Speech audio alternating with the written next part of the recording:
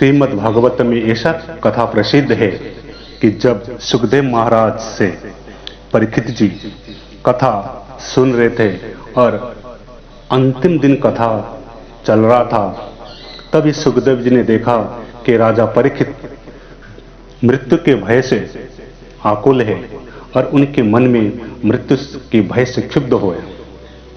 उसी समय सुखदेव जी राजा परीक्षित को एक प्राचीन कथा सुनाए। सुखदेव जी ने कहे, हे राजन, बहुत समय पहले की बात है। एक राजा किसी जंगल में शिकार खेलने गया। संयोगवश वो रास्ता भूलकर बड़े घने जंगल में जहां पहुंचा, उससे रास्ता ढूंढते ढूंढते रात्रि हो गई। भारी वर्षा पड़ने लगी। जंगल में सिंह व्याघ्र आदि बोलने लगे। वो राजा बहुत डर गया और किसी प्रकार का उस भयानक जंगल में रात्रि बिताने के लिए विश्राम का स्थान ढूंढने लगा। रात्रि के समय अंधेरे होने के कारण उन्हें उसके एक दीपक दिखाई दिया। वहां पहुंचकर उसने एक गंदे बहेलिये की झोपड़ी को देखी। वो बहेलिया ज्यादा चल फिर नहीं सकता था, इसलिए झोपड़ी में ही एक और उसने मलमूत्र का त्याग का स्थान बना रखा था। अपने खाने के लिए जानवर का मांस उसने झोपड़ी में छत पर लटका रखा था। बड़ी गंदी, छोटी, अंधेरी और दुर्गंध युक्त वो झोपड़ी था।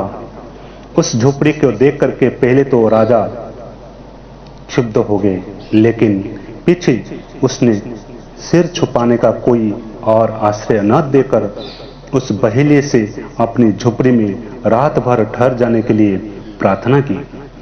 बहेलिये ने कहा, आश्रय को लोभी राहगीर कभी कभी यहाँ आ भटकते हैं। मैं उन्हें ठहर तो लेता हूँ, लेकिन दूसरे दिन जाते समय वो बहुत झंझट करते हैं। इस झोपड़ी के गंध उन्हें ऐसे भी भा जाती है, फिर वो उसे छोड़ना नहीं चाहते हैं।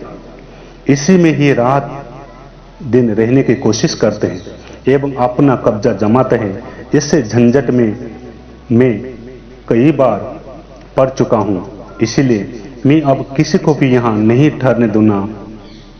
मैं आपको भी इससे मैं नहीं ठहरने दूंगा। राजा ने प्रतिज्ञा की कि वो सुबह होते ही इस झोपड़ी को अवश्य ही खाली कर देंगे। उसका काम तो बहुत बड़ा है, यहाँ तो बस संयोगवश भटकते हुए आया है, सिर्फ एक रात्रि ही काटना है। बहेलिये ने राजा को ठहरने के लिए अनुमति दे दी। बहेलिये ने सुबह होते ही बिना कोई झंझट के झोपड़ी खाली कर देने की शर्त को फिर से दोहरा दिया। राजा रात भर कर एक कोने में पड़ा सोता रहा। सोने पर झोपड़ी की दुर्गंध उसके मस्तिष्क में ऐसा बस गई कि वो सुबह उठा तो वही सब परमप्रिय लगने लगा। अपने जीवन का वास्तविक उद्देश्य को भूलकर वो वही निवास करने की बात सोचने लगा।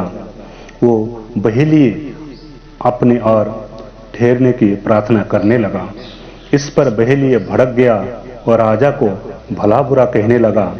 राजा को अब ये जगह चुनना बड़ी कठिन लगने लगा और दोनों के बीच में उस स्थान को लेकर विवाद खड़ा हो गया।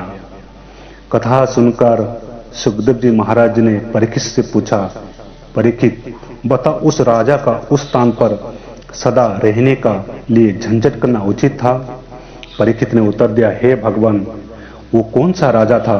उसका नाम तो बताइए। वो तो बड़ा भारी मूर्ख जान पड़ता है, जो ऐसी गंदे की झोपड़ी में अपनी प्रतिज्ञा तोड़कर एवं अपना वास्तविक उद्देश्य को भूलकर नियत अवधि से भी अधिक रहना चाहता था। उसकी मूर्खता पर तो मुझे आश्चर्य होता है। श्री सुखदेव जी महाराज ने कहा, हे राजा परीक्षित, वो बड़े भारी मूर्ख तो स्वयं आप ही है। इस मल मूत्र गठरी देह को, शरीर को जितने समय आपकी आत्मा को रहने का आवश्यक था, वो अवधि तो कल समाप्त हो रहा है। अब आपको उस लोग जाना है जहां से आप आए हैं, फिर भी आप इस झंझट फैला रहे हैं और मरना नहीं चाहते हैं। क्या ये आपकी मूर्खता नहीं है? राजा परीक्षित को ज्ञान जाग पड़ा और वो बंधन से मुक्ति के लिए सहर्ष तैयार हो गए हैं। वास्तव में यही सत्य है। जब एक जीव अपनी मां को कोख में जन्म लेता है, अपनी मां की कोख के अंदर भगवान से प्रार्थना करता है कि हे भगवान, मुझे यहाँ इस कोख से मुक्ति कीजिए, मैं आपका भजन सुमिरन करता रहूंगा। जब ये जन्म लेकर इस संसार में आता है, पैदा होता है, रोने लगता है, फिर उस गंध से भरी हुई झोपड़ी की तरह उसे यहाँ का खुशबू ऐसी ही भी भा जाती है कि वो अपना वास्तविक उद्देश्य भूल करके यहीं पर रह जाता है, जाना नहीं जाता। इसलिए संसार में आने के लिए अपने वास्तविक उद्देश्य को पहचाना और उसको प्राप्त करना, लेकिन अपनी मृत्यु का भी भय नहीं सताएगा। ओम